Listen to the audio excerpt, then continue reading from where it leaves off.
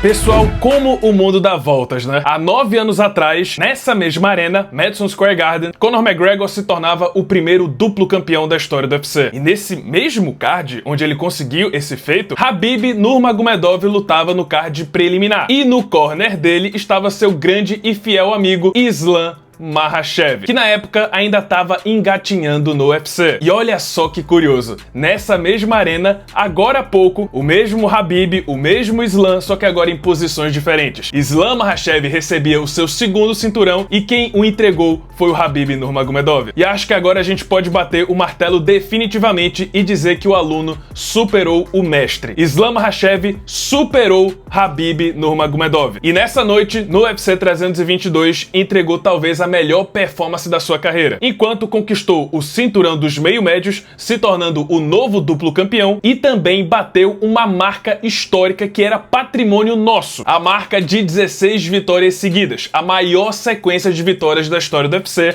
ao lado do Anderson Silva, que detém esse recorde há mais de uma década. E o que a gente viu nessa luta foi uma das melhores transições de categoria. Islam Makhachev parecia Islam Makhachev. O que eu quero dizer é, ele repetiu exatamente o que ele fazia numa categoria mais leve. Aumentou de carcaça, sem sacrificar a performance, e fazendo seu feijão com arroz, ele dominou um adversário mais pesado, maior, e que tinha acabado de anular o jogo do seu parceiro de treinos, Belal Muhammad. Diferente do costume, o Islam não estava quedando próximo à grade, pelo contrário, estava quedando no centro do octógono, uma alteração que fez toda a diferença. Detalhe que ele também conseguiu quedar com muita facilidade. E uma vez no chão, o australiano ficou completamente perdido, sem saber o que fazer. O Islam até chegou a ensaiar algumas tentativas de finalização, só que nada muito profundo. O Jack até conseguiu se defender bem, só que o problema é esse. Desde a primeira queda, Jack Della Maddalena foi abandonando o seu lado ofensivo e ficando apenas na defensiva. A preocupação dele deixou de ser pressionar o Islam e fazer aquilo que ele precisava fazer para vencer. A prioridade dele passou a ser: não posso ser quedado de jeito nenhum. Não adiantou muita coisa, porque round após round o Islam conseguia as quedas praticamente na primeira tentativa, e uma vez por cima, ele só levantava depois do soar do gongo. Sinceramente, durante 25 minutos, eu não lembro de nenhum golpe bem encaixado do Jack Della Maddalena, o que é bizarro, considerando que até o próprio Michael Bisping disse que talvez o Jack Della Maddalena tenha o melhor boxe do UFC na atualidade. Mas como eu falei, a gente não viu nada disso porque o Jack Della Maddalena abandonou seu lado ofensivo e focou apenas em tentar se defender e não ser finalizado. Pra falar a verdade, eu acho que houve um momento da luta onde o Islam parou de lutar contra Jack Della Maddalena e tava só lutando contra uma casca. Digo isso porque o campeão foi mentalmente quebrado. À medida que a luta se estendia, cada vez mais o espírito do Jack Della Maddalena era rompido, destruído. Pessoal, eu nunca vi essa cena em toda a minha vida. Um campeão do UFC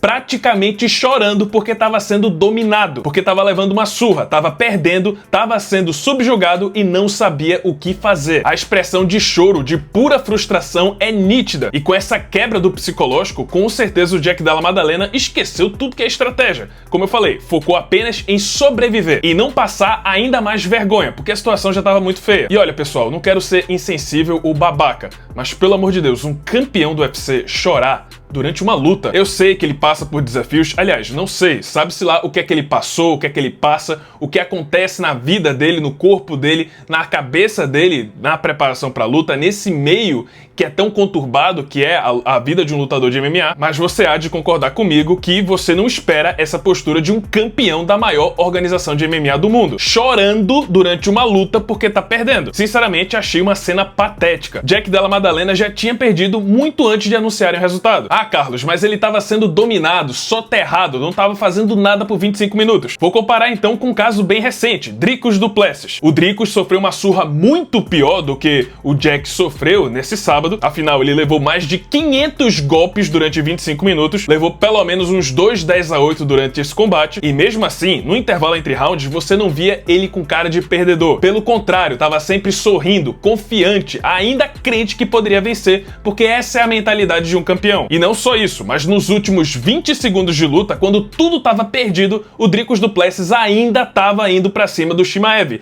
ainda tentou encaixar o mata-leão. Ou seja, ele não desistiu em momento algum. Ele tinha na cabeça dele que conseguia vencer e foi até o fim. Diferente do Jack Della Maddalena, que simplesmente desistiu. Foi mentalmente quebrado e sucumbiu à pressão do Islam Makhachev. Mas lógico, vamos agora falar do futuro, porque esse é o grande questionamento do momento. O que fazer a partir de agora? cara. Nessa mesma noite tivemos duas lutas importantíssimas para definir o futuro dessa divisão. Carlos Prates nocauteou Leon Edwards e Michael Morales nocauteou Sean Brady. O próprio Islam disse que das duas performances, a que ele mais se impressionou foi a do Carlos Prates. Mas não é tão simples assim, porque a gente tá esquecendo um personagem muito importante nessa história. Claro, Ilia Topuria. Essa é, sem sombra de dúvidas, uma das maiores lutas que há de se fazer em 2026. E o próprio Islam pediu pra lutar na Casa Branca. E quando questionado na coletiva de imprensa pós-luta se ele poderia colocar o Islam Makhachev, russo, pra enfrentar Ilia Topuria, espanhol/georgiano, no card da Casa Branca, o Dana White foi bem claro, é uma opção. O intuito da Casa Branca, segundo o próprio Dana White, não é fazer Estados Unidos contra o mundo. Não, é fazer o melhor card possível naquele momento. Então, pessoal, as portas estão abertas para Islam Makhachev e Ilia Topuria, e creio eu que vai ser sim a preferência do UFC, porque é uma luta gigantesca. É aquele tipo de luta que o Dana White não vai querer deixar passar. Independente de qual for sua próxima luta, eu acho que agora é fato. Islam Makhachev tá começando a entrar na discussão de melhor lutador de todos os tempos. Vou dizer pra vocês uma coisa, se ele conseguir se manter nos meio médios e defender esse cinturão talvez umas 4 ou 5 vezes, como é o intuito dele, ele falou que quer bater o número do Kamaru Usman na divisão, pessoal, é papo dele entrar naquele grande trio de maiores lutadores de todos os tempos, tirar ou John Jones, ou Georges St-Pierre, ou Anderson Silva da discussão. Porque se ele for dominante no meio médio, a gente tá falando de um cara que foi dominante em duas categorias diferentes, bateu 2 campeões ativos de outra categoria, bateu o Alexander Volkanovski 2 vezes, que era campeão dos penas, bateu agora o Jack Della Maddalena, campeão dos meio médios, já igualou a marca de 16 vitórias seguidas, a maior sequência de vitórias da história do UFC. Foi duplo campeão, foi dominante nas duas categorias mais competitivas da história do UFC, peso leve e meio médio. Então sim, creio eu que se o Islam Makhachev conseguir defender seu cinturão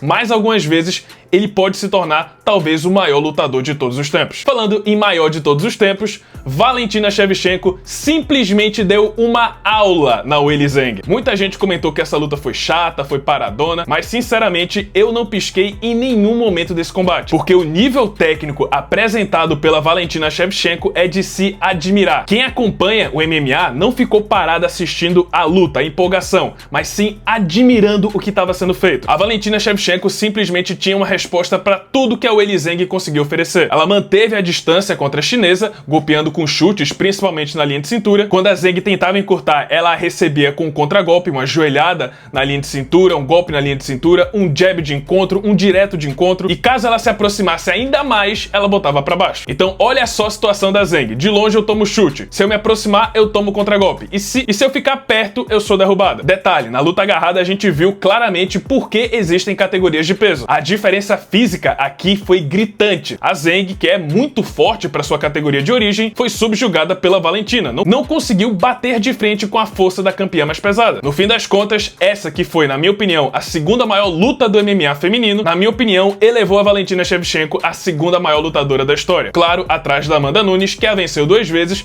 mas acho que pela dominância que ela apresentou até aqui, considerando que ela passou mais tempo no UFC do que a Cris Cyborg e foi dominante nessa categoria, defendendo seu cinturão 7 vezes consecutivas, perdendo, mas recuperando o título e agora batendo outra campeã ativa, aí, meus amigos, eu acho que é muito difícil argumentar. A Cyborg foi campeã de outras organizações, na verdade de todas as organizações fora do UFC, mas no fim das contas o que importa é o UFC. E quem foi mais dominante no UFC, claro, foi a Valentina Shevchenko. Na minha opinião, a segunda maior campeã da história. E agora a grande dúvida que paira no ar é a seguinte: teremos então Weili Zhang contra Mackenzie Dern? Já que a Weili Zhang perdeu a disputa pelo cinturão, o que faz mais sentido agora é ela voltar para sua categoria. E caso ela volte, o mais lógico, o mais sensato é colocar logo a chinesa para disputar o cinturão, que ela nunca perdeu. Ela simplesmente abriu mão para tentar um segundo título. Isso significa que o reinado da Mackenzie Dern está sob grande ameaça. De longe, eu acho que a Weili Zhang é o pior casamento disponível para a Mackenzie. E se essa luta acontecer, corre um risco enorme da brasileira perder seu título. Só não dá para bater o martelo ainda porque a Zhang falou que deve passar um tempo fora, vai passar um tempo parada descansando